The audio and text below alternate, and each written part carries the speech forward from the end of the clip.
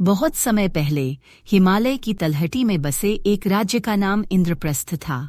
इस राज्य का राजा अर्जुन सिंह अपनी वीरता और न्यायप्रियता के लिए प्रसिद्ध था। प्रजा सुखी और संपन्न थी, लेकिन राजा का मन कभी कभी बेचैन हो उठता। उसे हमेशा लगता कि जीवन में कुछ ऐसा है जिसे वह नहीं समझ पाया है। एक दिन दरबार में एक साधु का आगमन हुआ। वह साधु लंबी जटाओं और गेरुए वस्त्रों में लिपटा अपनी आंखों में गहराई और रहस्य लिए हुए था। जैसे ही वह दरबार में आया, एक अद्भुत शांति का अनुभव हर किसी को हुआ। साधु ने राजा अर्जुन सिंह की ओर देखा और मुस्कुराते हुए कहा, राजन, तुम्हारा हृदय जानता है कि कुछ अधूरा है। मैं यहाँ तुम्हारे उस प्रश्न का उत्तर देने आया हूँ जिसे तुमने कभी किसी से नहीं पूछा। राजा चौंक उठा।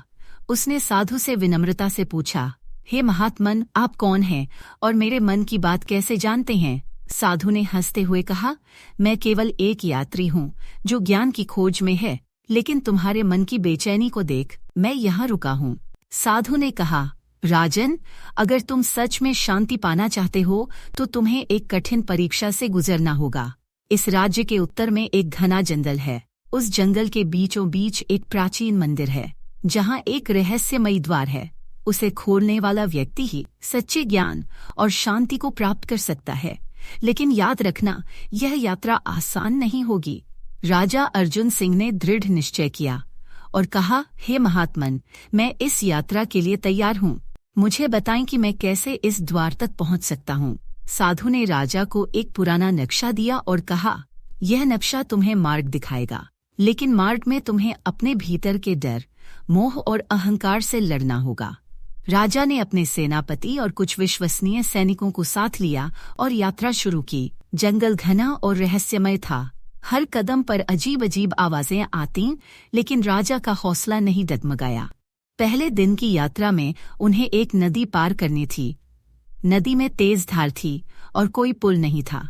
राजा ने अपनी बुद्धिमानी से पेड़ों की शाखाओं का उपयोग कर एक अस्थायी पुल बनाया और सभी को सुरक्षित पार कराया।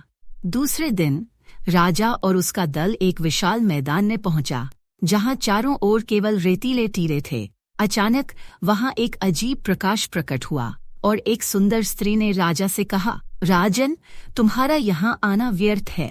लौट जाओ, तुम्हारे राज्य में तुम्हारी प्रतीक्षा हो रही है। राजा थोड़ी देर के लिए सोच में पड़ गया, लेकिन फिर उसने अपने मन को मजबूत किया और कहा, नहीं, मैं अपने लक्ष्य से भटकूंगा नहीं। जैसे ही उसने यह कहा, प्रकाश गायब हो गया और रास्ता साफ हो गया। तीसरे दिन दल को एक भव्य महल दिखाई दिया। उस महल के भीतर सोने चांदी के खजाने से भरे कमरे थे। सैनिकों की आंखें चमक उठीं और वे खजाने को लेने के लिए दौड़ पड़े। राजा ने सबको रोका और कहा, यह सब एक माया है, असली खजाना हमारी मंजिल पर है। सैनिकों ने राजा की बात मानी और जैसे ही वे महल से बाहर निकले, महल अदृश्य हो गया। अंततः 5वें दिन राजा और उसका दल उस प्राचीन मंदिर तक पहुंचा। मंदिर के द्वार पर एक शिलालेख था। केवल वही व्यक्ति इस द्वार को पार कर सकता है जिसने अपने भीतर के 3 शत्रुओं, डर, मोह और अहंकार को हराया हो। राजा ने भीतर प्रवेश करने की कोशिश की, लेकिन द्वार नहीं खुला। वह ध्यानमग्न हो गया और अपने भीतर झांकने लगा। उसने देखा कि कहीं न कहीं वह अपने राज्य और धन का मोह नहीं छोड़ पा रहा था। उसने अपनी आंखें बंद की और मन ही मन कहा, हे प्रभु, मैं अब केवल सत्य की खोज में हूँ, मुझे कुछ और नहीं चाहिए। जैसे ही उसने संकल्प लिया, द्वार खुल गया। राजा अर्जुन सिंह ने जैसे ही मंदिर के द्वार को पार किया, वह एक गहरे और शांत वातावरण में पहुंचा। चारों ओर हल्का सुनहरा प्रकाश फैला हुआ था। मंदिर के भीतर एक साधारण लेकिन दिव्य आभा वाला कक्ष था। कक्ष के केंद्र में एक योगी ध्यानमग्न अवस्था में बैठे थे। उनके चेहरे पर अपार शांति थी। राजा अर्जुन सिंह ने नम्रता से योगी को प्रणाम किया।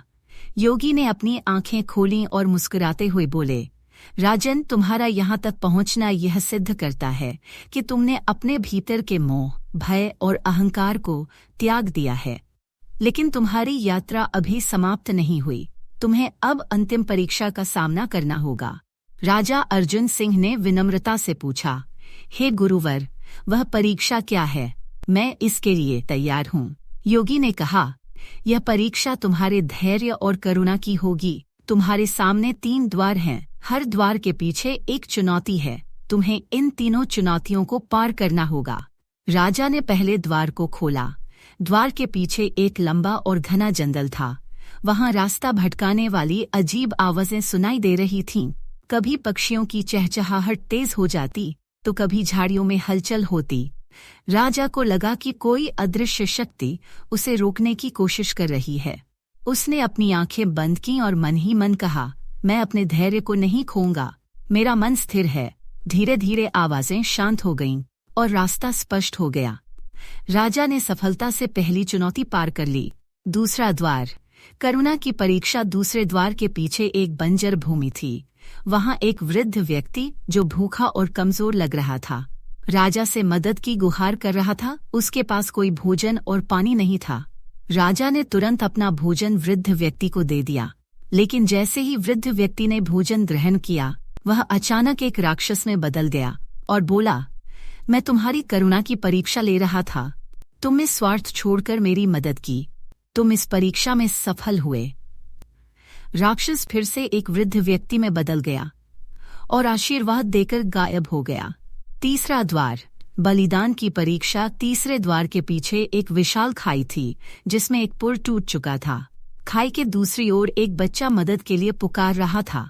राजा को समझ में नहीं आया कि उसे कैसे बचाया जाए। राजा ने सोचा कि अगर वह अपनी जान जोखिम में डालकर बच्चे को बचाने की कोशिश करेगा तो शायद वह सफल हो सकता है। उसने बिना सोचे समझे खाई में छलांग लगा दी, लेकिन जैसे ही उसने छलांग लगाई, खाई गायब हो गई और वह एक सुंदर बगीचे में आ गया। बच्चे ने मुस्कुराते हुए कहा, राजन, यह तुम्हारी बलिदान की परीक्षा थी। तुमने अपनी जान की परवाह किए बिना मेरी मदद की तुम अंतिम परीक्षा में भी सफल हो गए हो। अब राजा अर्जुन सिंह वापस योगी के पास पहुंचा। योगी ने प्रसन्न होकर कहा, तुमने धैर्य, करुणा और बलिदान की परीक्षा में सफलता पाई है। अब मैं तुम्हें सच्चे ज्ञान का उपदेश दूंगा। याद रखो, जीवन में सबसे बड़ा धन समय और सद्गुण है। जो व्यक्ति समय का सम्मान करता है और सद्गुणों को अपनाता है, वही सच्चे अर्थों में राजा है। योगी ने राजा को एक मंत्र दिया और कहा, यह मंत्र तुम्हारे राज्य को हमेशा खुशहाल बनाए रखेगा, लेकिन याद रखना, इसे कभी भी स्वार्थ के लिए उपयोग मत करना। राजा अर्जुन सिंह ने योगी को प्रणाम किया और अपने राज्य लौट आया। अब वह न केवल एक वीर योद्धा था, बल्कि एक ज्ञानी और दयालु शासक भी बन चुका था। उसके राज्य में फिर कभी कोई कष्ट नहीं आया। कहानी का संदेश, धैर्य, करुणा और बलिदान ही सच्चे राजा के गुण होते हैं। जो व्यक्ति इन गुणों को अपनाता है, वही जीवन में सफलता प्राप्त करता है।